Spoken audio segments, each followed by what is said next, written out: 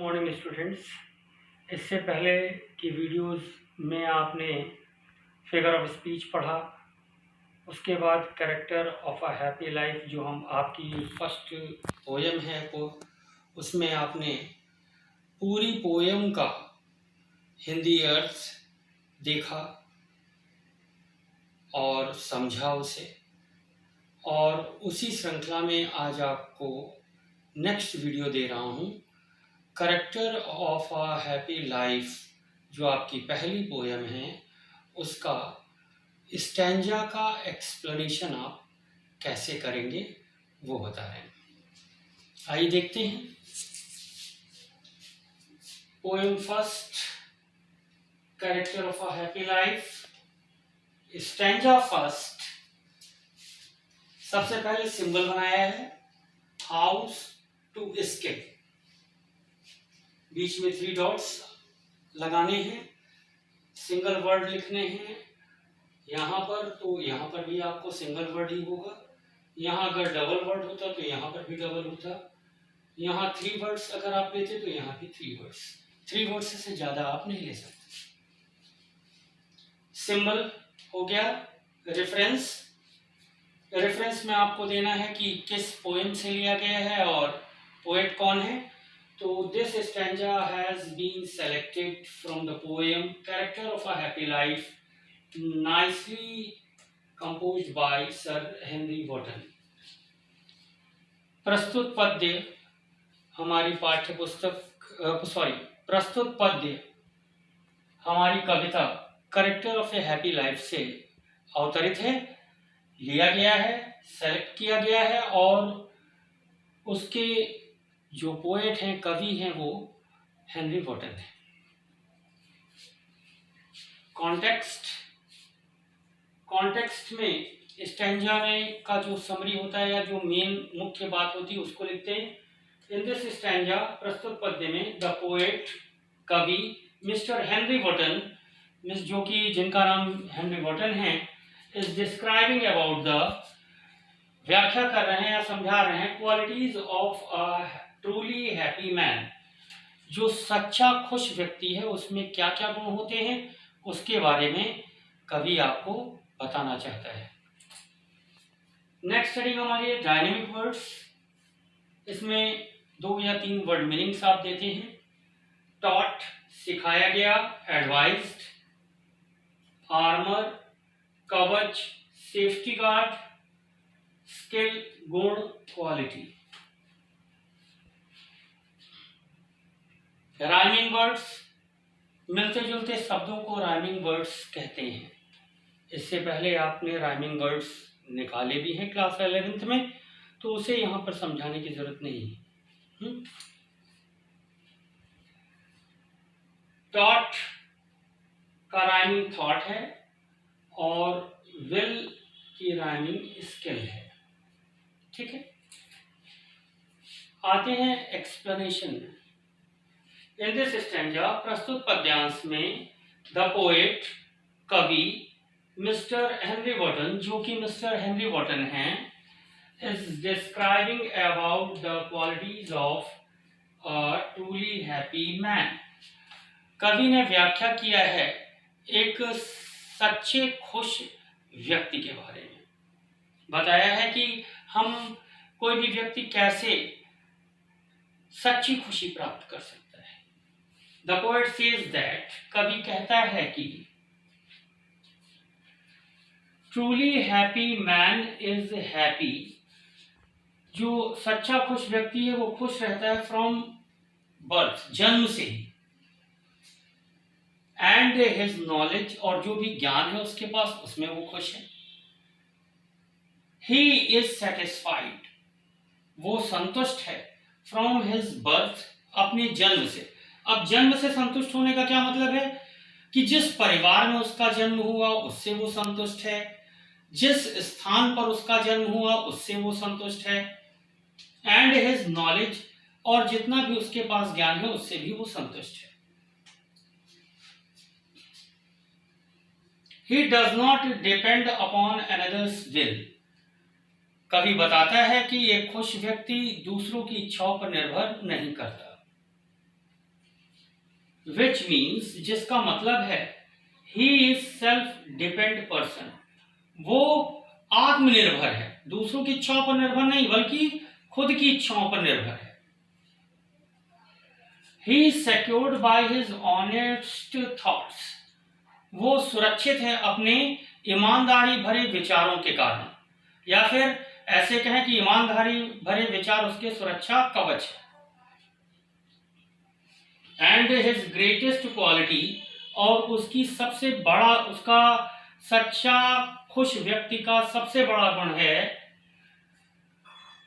Is his truth, उसका सच, उसके द्वारा बोला जाने वाला, प्रयोग किया जाने वाला सच उसका सबसे बड़ा क्या है, क्वालिटी है।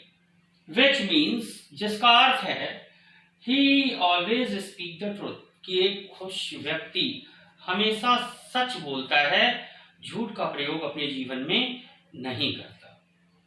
कमेंट्स। इन दिस स्टैंजा, प्रस्तुत पद्यांश में the poet sketches an ideal picture, कवि ने एक आदर्श तस्वीर खींचने का प्रयास किया है of a truly happy man, एक सच्चे खुश व्यक्ति का। It is a kind of impersonal poem, ये एक प्रकार की ऐसी कविता है जो व्यक्तिगत नहीं है बल्कि सार्वजनिक है, दूसरों को समझाने के लिए। व्यक्तिगत कविताएं, पर्सनल पोएम्स वो होती जो सेल्फ के ऊपर, जहां पर कवि अपने ऊपर लिखते हैं। In this stanza, third comment, in this stanza, प्रस्तुत पद्य में द पोएट इज यूज्ड, कवि ने प्रयोग किया है राइमिंग स्कीम, जिस राइमिंग स्कीम का वो है A B A B. Continue रहिएगा, कंटिन्यू रहिएगा। हमने क्यों कहा, क्योंकि आप सोच रहे होंगे कि ये यहाँ पर खत्म हो गया, इसलिए आप कहीं जाए ना, इसलिए हमने कहा कि कंटिन्यू रहिएगा। देखिए बॉक्स आपको दिख रहा है, यहाँ पर हमने ए बी कैसे लिखा, ये स्कीम कैसे बनाई, इसलिए इसको समझाने के लिए हमने कहा था कि कंटिन्यू रहिएगा। यहाँ पर देखिए इस बॉक्स में 1 2 3 4 लिखा है। 1 का मतलब फर्स्ट लाइन, 2 का मतलब सेकंड लाइन, 3 का मतलब थर्ड लाइन, 4 का मतलब फोर्थ लाइन। फर्स्ट लाइन में लास्ट वर्ड है टॉट, सेकंड लाइन में last word will, third line में last word thought, fourth line में लास्ट वर्ड स्किल। और ये चीजें क्या कहते हैं कि आप देखिए टॉट जो है थॉट से मिल रहा है, टॉट यहां से देखिएगा, टॉट ये मिल रहा है थॉट से, इसलिए इन दोनों का नामकरण हम लोगों ने ए रखा। और विल और स्किल ये दोनों एक दूसरे से मिल रहे हैं, इसलिए इनका बी रखा। अब माइंड में आपकी ये भी बात हो सकती है कि सर ने ए बी ही क्यों लिया, कोई और लेटर ले सकते हैं, बिल्कुल ले सकते हैं, इसमें कोई ऐसा नियम नहीं है कि हम ए बी ही लेंगे। यहाँ पर आप ए की जगह एक्स और एक्स रख सकते हैं, और इसको वाई और वाई रख सकते हैं। तो यहाँ पर फिर अगर एक्स वाई के टर्म में अगर आप लेते हैं और तब यहां बनाते हैं, तो ये बनेगा आपका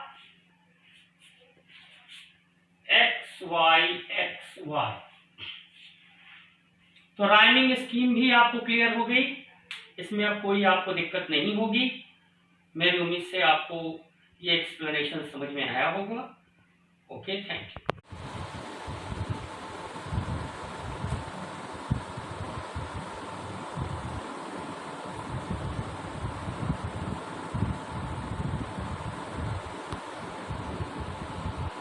एक्सप्लेनेशन देख लिया, अब आइए इसी चैप्टर का सेंट्रल आइडिया भी देख लें, तो ये चैप्टर पूरी तरीके से फिनिश हो जाएगा।